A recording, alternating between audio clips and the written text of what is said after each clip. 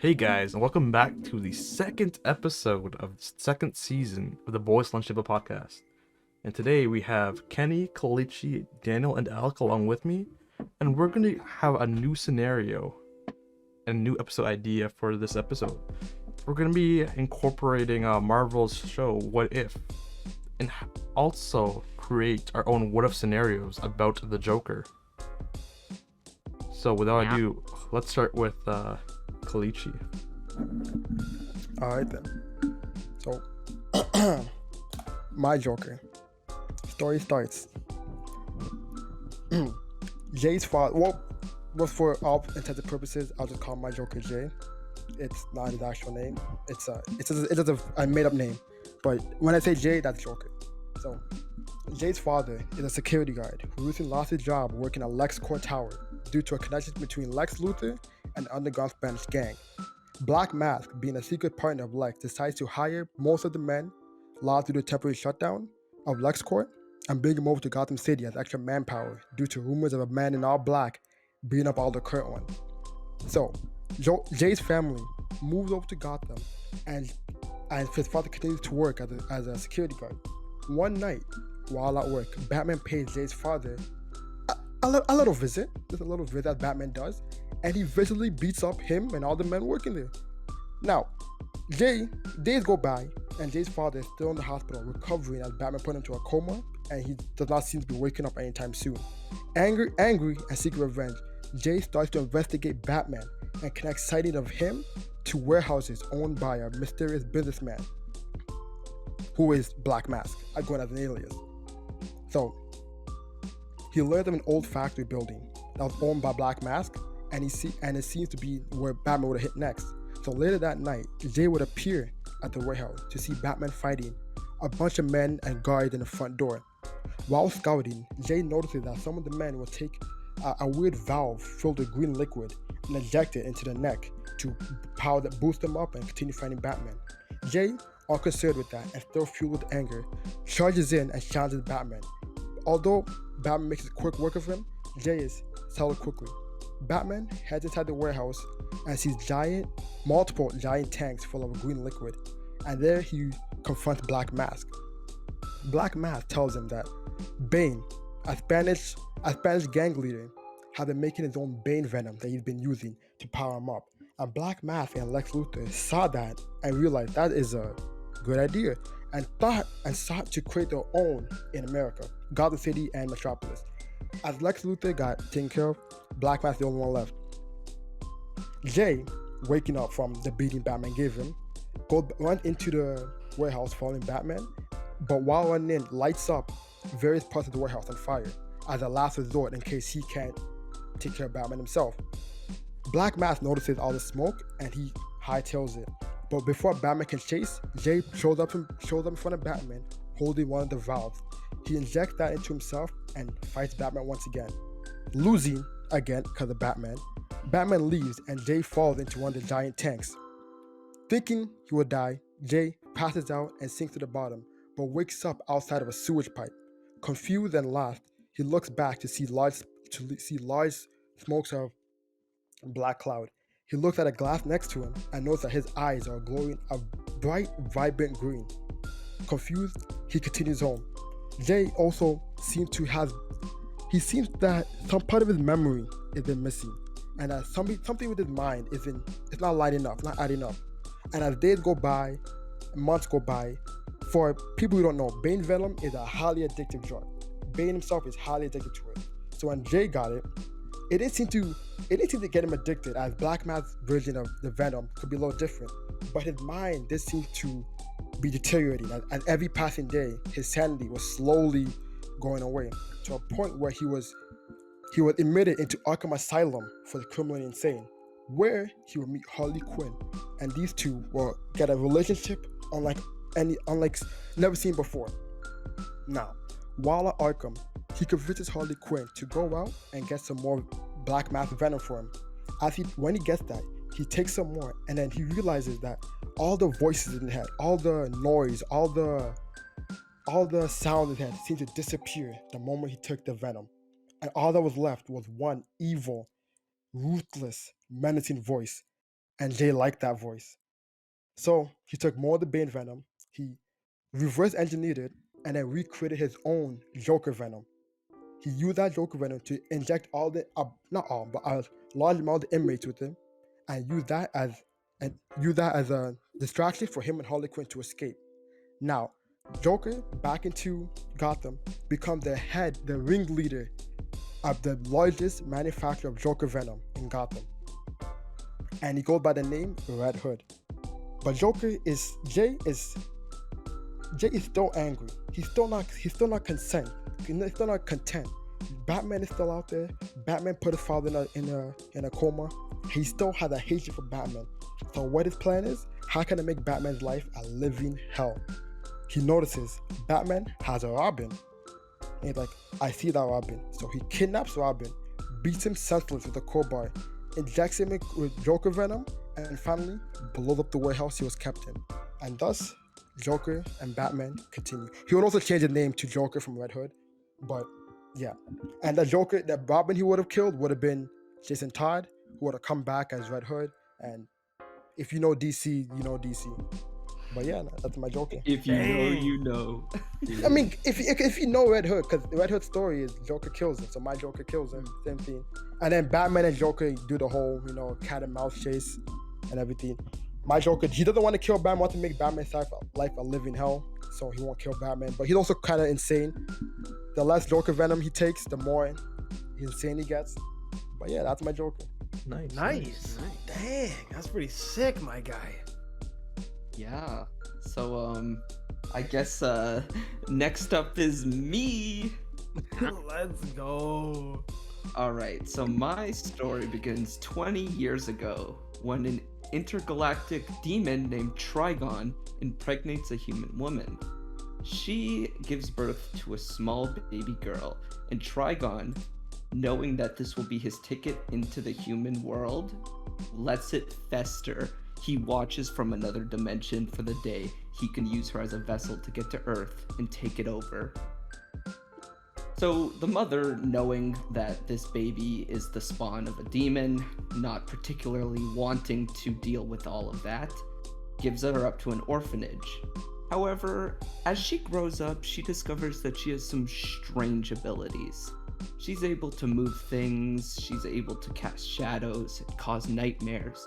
Her powers seem to come from darkness, as when she uses them, she gets consumed with shadows. Over time, the orphanage doesn't really want to deal with her, so they cast her out onto the streets. There, she begs for food, and one day she goes to steal something, and right as she's about to get out of the store, a hand grabs her arm. She looks over and she sees a young boy, who says, "You're not going to steal that, are you?" She looks at him and scowls and says, "What do you care?" So he takes her outside, not telling the shop owner that she's stolen some candy, and he brings her into an alley and says, "If you want something like that, why don't you just ask for it?" She says, "I don't have anyone to ask for. I don't have a mother, I don't have any guardians." The boy turns to her and says, "Well, next time you want something to eat, just come find me. I live right over there." And he points to a decrepit old house. She says, "Okay, what's your name?" And he says, "Oh, I'm Dick Grayson." So years go by, and Dick and the girl become really good friends. They meet up regularly, they go out, and eventually she's able to get a job and a house, and everything's great. Until one day, a sorcerer by the name of Dr. Fate gets a mysterious dream. In that dream, he foresees the end of the world from a demon named Trigon, and he sees a young woman who's the vessel to allow him into the human world. Dr. Fate is obviously freaked out by this, but he knows that the only thing to do is to get rid of the girl. So he goes to his fellow superheroes, the Justice League, and he tells them that there's a young girl out there that needs to be dealt with. All of them are hesitant, of course, but the last sighting of the girl, who had been moving from place to place hopping jobs, was Metropolis. Superman, obviously the guardian of that city, says, "I'll deal with her." Now, Superman in this dimension is a little different. He's not necessarily going to be the guy that is going to throw everyone in jail untouched with just a little bit of damage. He's willing to kill if it comes down to it. So Superman ends up patrolling the streets looking specifically for her. And one night, as she's out, he finds her. Now, the media has been tracking Superman as well, saying that his behavior's changed a little bit. So when Superman confronts the girl and he sees her, he says, "Oh, you're the one I've been looking for." The girl's obviously confused and she's like, "Me?" Superman flies close and he says, "Look, I'm sorry I have to do this, but it's for the greater good." And he reaches out for her. She's scared. She takes a step back and she says, "Don't come any closer." Superman flies closer, thinking that he's invincible. And he says, "I'm sorry, it's the only way." And right as he reaches out, a giant shadow casts up from the ground, impaling Superman. He's hung up on the streetlight by a giant hand of pure blackness. And the whole media who shone lights on this sees Superman die in front of the world. The girl, petrified, runs away into the night. Over the next few years, several different superheroes come after her. She becomes threat number 1 on the entire planet. One by one, she's taking them out. Green Arrow comes, trying to snipe her, but her shadow deflects it right back at him, impaling him through the head. Black Canary tries to surprise her and tries to break her eardrums with a scream, but the shadow muffles her voice and causes her to implode. The Flash tries to outrun her, but her powers cast a powerful nightmare upon him, causing him to be completely still as she's able to run and finish him off. All this time, Batman, who has put away all of the bad guys in Gotham except for a few, but the bad ones are out of the way, starts noticing that things are getting real problematic. So he starts doing research. And, he's like, I gotta take out this person. Like, what are they doing? They're killing the whole Justice League. But his own Robin, who's Nightwing at this point, finds out and knows that he can't let his old friend go on this way. So he finds her in the street one night and notices that she's become bitter and cold. Each superhero that she's taken out causing her to grow more distant and more powerful. He says, I'm so shocked. What have you done? I'm only defending myself, she says. So he finally walks closer and he says, Batman's coming for you. And you know he's not like the others. He doesn't just run up and fight you. He's going to learn everything about you until he could kill you very swiftly and efficiently. She nods, and then she smiles, and she says, is that how it's going to be? So he nods, and he says, yep, that's how it's got to be.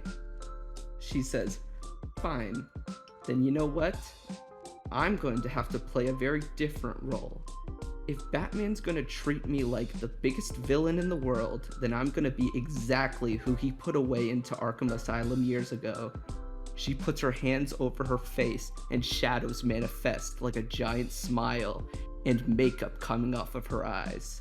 Her face goes completely white and she says, from now on, you can call me the Joker. Wow. Ooh. Oh my Damn. gosh. On a killing spree. Well, you know, she's trying to defend herself, you know what I'm saying? Okay, defend. Call it what you want. Dang, man. That was a whole production, man. Dang. I like that. Yeah, that was a great story. Oh, Kenny, Yeah, I got Kenny, you're gonna be able to Kenny, you have to follow that up you're gonna now. be able to follow this, man? Probably not, no. Oh man. Let's go, Kenny. Oh no. Alright. So my Joker starts off, he's in Metropolis, he's a little down on his luck, he's got no money.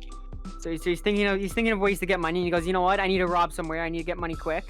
He goes, you know what, who's got money? Lex Corp's got money somewhere. There's a big corporation, there's gotta be something worth money there.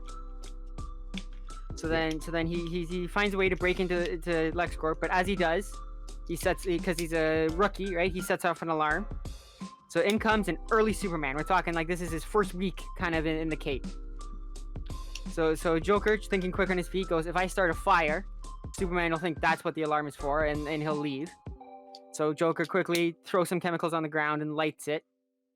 So Superman goes and sees the fire and quickly, without thinking, does his super breath to blow it out, not seeing Joker behind him. And Joker gets blown away and into a vat of this toxic kryptonite-like substance that Lex was trying to make, that he was trying to tamper with.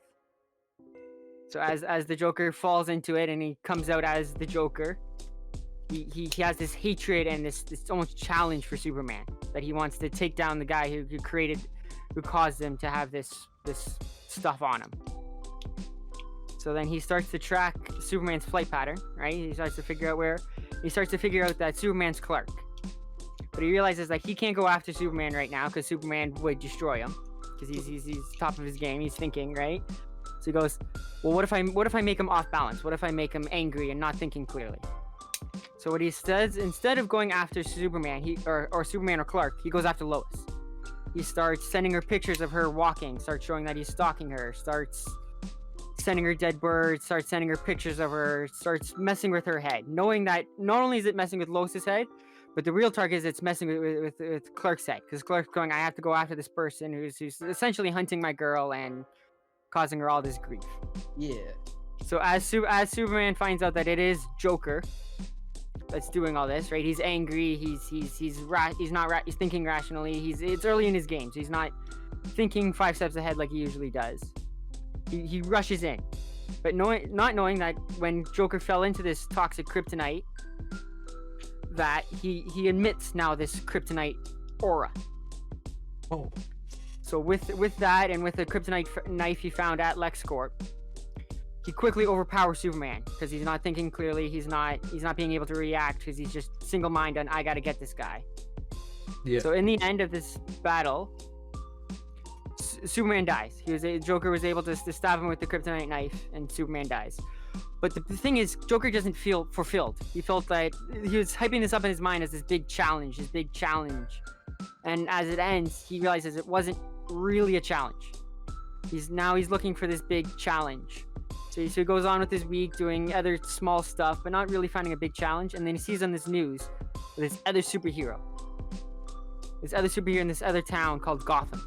And he realizes that that's his big challenge. So my story ends with him heading to Gotham to fight another superhero that he thinks would hopefully bring him a challenge. Nice. Dang. Yeah. Nice, man. That was I dropped my mic halfway through. 2 stories in a row, and Superman gets bodied. Well, okay. To be fair, Kenny's has like the chemical was like infused with kryptonite, so it makes sense to me. Okay, yeah, he kind of got Superman off guard. And Superman is susceptible to magic, so plus in mine, Raven is a bit different. Yeah. I like the fact that Superman was just like, I accidentally pushed someone in. Whoops, my mistake. Because it's early in his career. It's his first week, right? There's always gonna be mistakes when you first he's start a still job. It's his first week. He's like, he's like, I hope nobody else saw that, and just left. Yeah, he's like, yeah, sorry, it's not my fault. I might have created one of the most like dangerous villains Gotham will soon face. It's all right, it's fine. Yeah, how's he supposed to know? yeah, exactly. He's dead anyways, you know. All right. All right. Well, I guess it's my turn. Dang. Okay. Well, my Joker is somewhat similar to the original as far as physical characteristics. Original as in comic books, but I'll just start from the beginning. So, Gotham has not yet been riddled, no pun intended, with the plague of mass villainy quite yet. Batman has been doing a pretty good job with keeping evil at bay. So, my story focuses around Dr. Crane, which is, if you're a DC fan, Batman fan, aka Scarecrow. And he's the main antagonist of Gotham at the moment. However, has not yet caught the guard or attention of the Batman. Famous for his use of fear as a weapon in the form of fear toxin, and not to mention his intelligence as a psychiatrist, sets the stage as to what is about to happen. So, Joker is a normal everyday guy living in Gotham, but has uncontrolled anxiety and is a patient of Dr. Crane. instead of Harley Quinn being the one to tend for him, Scarecrow is in his professional attire as a psychiatrist is helping the Joker deal with his ever-growing fear of, well, everything. Paranoid day after day of living in Gotham, especially the fact that there is a caped crusader out in the city. Shockingly, seeing Dr. Crane each week didn't make him feel better. Getting a few hints of advice and calming words did ease him at the moment, every visit, but always felt worse after each visit. The sinister plot of Scarecrow found his first vessel to create the embodiment of fear using Joker. So, each week, Scarecrow began using his fear toxin as an experiment on Joker, as a test subject, and as well just for his own fun to see what fear can really do, because I guess he could do that. So, filling the room each week with a bit more than last as to explain his ever-growing fears and to answer the question, why isn't he getting better and only making it worse? So, having gained Scarecrow's trust as a psychiatrist and the only one in Gotham he could go to for help for that matter, decided one day to accept an experimental idea from the doctor to aid his anxiety. Scarecrow tricks him by injecting his ultimate fear gas in return of him saying, "What would you say if I could take away all that fear and make you all better?" Joker, agreeing, as it has become unbearable with his paranoia, immediately obliges and under Scarecrow's breath utters, "by making you fear itself," then proceeds to expose him to an extreme amount of toxin, of which utterly corrupts his mind into one of Gotham's most dangerous and unpredictable villains it's ever known. Copyright Kalichi from yesterday. The thing with my Joker is that he doesn't see the world as everyone else does. Because of the fear toxin, what we might see as, let's say, a flower, I guess, he will see that as a threat and do everything in his power to eliminate it. Out of fear, it might get him first. Oh. So, letting Joker onto the streets after, Scarecrow injects him with the fear toxin and creating this, ultimate psychotic being, commits his first atrocious crimes by seeing every innocent person in Gotham as something to fear and just killing them and eliminating them. Batman gets wind of it and thus begins the famous rivalry of Batman and the Joker, as Joker finds Batman the biggest threat to himself and wants nothing more than to be rid of him. As far as the name, how he ended up naming himself as Joker, one thing the Scarecrow always mentioned in their meetings and their, visits to, Joker coming up to him for a session, it's that in their meetings that stuck with him, even though he was still in his psychotic phase, is that he told him fear is nothing but something to laugh at, which is how he ends up getting his whole gimmick of, even though he's, just far gone, that's one thing he remembered from his doctor's visits, is that just to make everything a laughing matter. So that's why he starts laughing at pretty much everything, even though he's pretty much crippling inside. So yeah, that's pretty much it. But I just wanted to cover just a little bit more detail of what makes him different to the comic book version is. So my powers and weaknesses is that the fear toxin that Crane injected him gave him unnatural durability. So I'm not saying he's like Deadpool kind of level, but of regeneration. But if he were to get his legs broken or injure himself badly, his body could recuperate. The toxin also grants him the ability to not feel physical pain. The thing you have to understand is that he was filled with so much fear toxin that he's almost not afraid of anything quote-unquote crazy, if that makes sense. For example, with his mind blinded and seeing the world differently in his eyes, he won't hesitate to jump from great heights to get to his goal. Also, the toxin just kind of did something with his body where he just can't feel anything. The weaknesses is my Joker is kind of the weakest out of the bunch so far. Physically, he's just a regular guy with just a hint of regeneration, just to give him, I'll keep him alive a little bit longer. He can get punched once to the head by Batman and he's out cold. He needs just straight up bop him and then he's done. So he needs toxin also to live longer and as a calming agent. He doesn't really need it anymore per se, but it's almost like in use as like a pacifier for him. And the last one of his weaknesses is that he's constantly paranoid. Although the toxin has made him into like the psychotic killer we all know, he is still constantly living in fear, but has granted him the ability to like think outside the box, which explains his multiple escapes and plans from the Batman.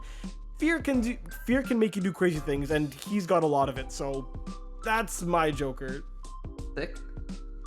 Bear. Nice. Nice on. I like Nice. how all like in case people listening don't know, we didn't collaborate with each other when we made each of our own stories. So I like that each of us went like almost a completely different route in terms of why our Joker's different from the status quo. Right? I also kind of like how, like, we kind of paired up. Like Daniel and Kenny, you guys kill Superman, and then me and Alec, we just take a type of venom, take a drug, and then that's where this insanity comes from. I love that. That's true. Yeah, it's almost like it was unintentional, but it's funny just how it worked out like that, you know?